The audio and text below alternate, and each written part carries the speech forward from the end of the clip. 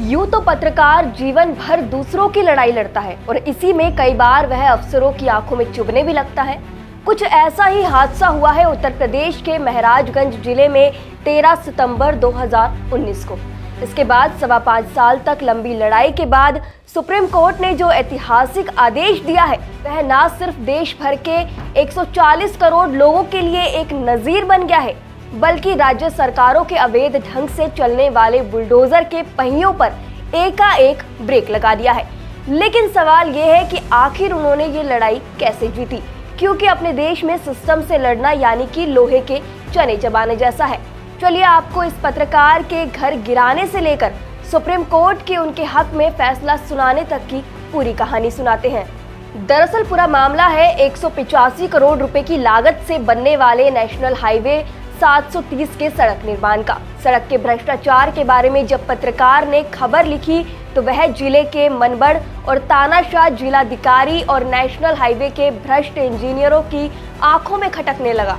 फिर क्या, बिना 1 मिनट का वक्त दिए, बिना लिखित नोटिस के, बिना किसी परमिशन के और बिना वारंट के पुलिस वाले घर के अंदर घुसते हैं और घर की महिलाओं और पुरुषों को घसीट कर बाहर निकाल देते हैं और पलक झपकते ही घर और पत्रकार के ब्यूरो कार्यालय को सभी सामानों सहित चारों तरफ से बुलडोजर लगाकर जमींदोज कर दिया जाता है।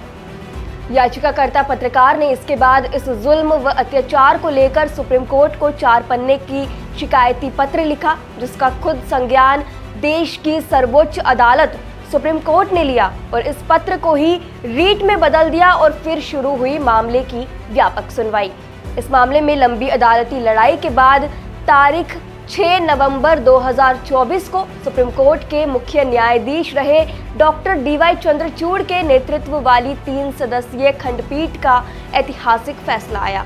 इसमें सुप्रीम कोर्ट ने अफसरों को पूरे तरीके से दोषी पाया और कहा कि याचिकाकर्ता मनोज टिबरेवाल आकाश का मकान पूरी तरह से जायज था।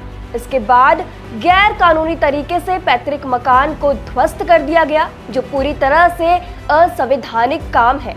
सुप्रीम कोर्ट ने इस मामले में बेहद सख्त आदेश देते हुए इस मामले में राज्य सरकार पर 25 लाख का जुर्माना भी लगाया है और इसे तत्काल याचिकाकर्ता मनोज टिबरेवाल आकाश को देने का आदेश दिया है। इसके साथ ही सुप्रीम कोर्ट ने पैतृक मकान व दुकानों के ध्वस्तीकरण का मुआवजा देने का भी यहाँ पर आदेश दिया है। बड़ी बात यह है कि सुप्रीम कोर्ट ने अपने आदेश में कहा कि गैर विधिक ध्वस्तीकरण के समस्त दोषियों के खिलाफ उत्तर प्रदेश के मुख्य सचिव और पुलिस महानिदेशक तत्काल FIR दर्ज करें और इस केस की विवेचना यूपी CBCID से करवाने का आदेश दिया है।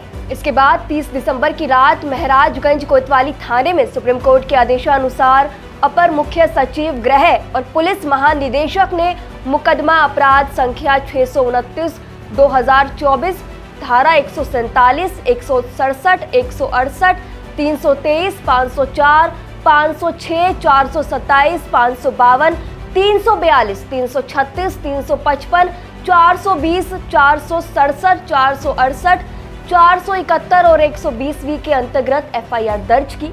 बता दें कि इन धाराओं में आजीवन कारावास की सजा का भी प्रावधान है।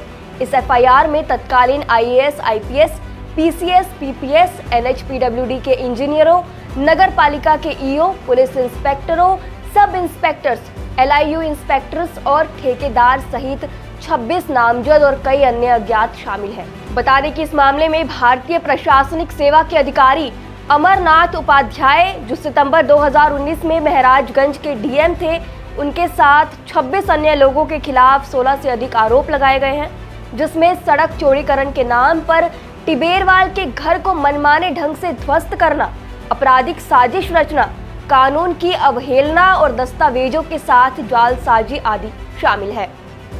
इसके अलावा समस्त दोषी अफसरों के खिलाफ सख्त से सख्त विभागीय दंडात्मक कार्रवाई का आदेश भी सुप्रीम कोर्ट ने उत्तर प्रदेश के मुख्य सचिव को यहाँ पर दिया है।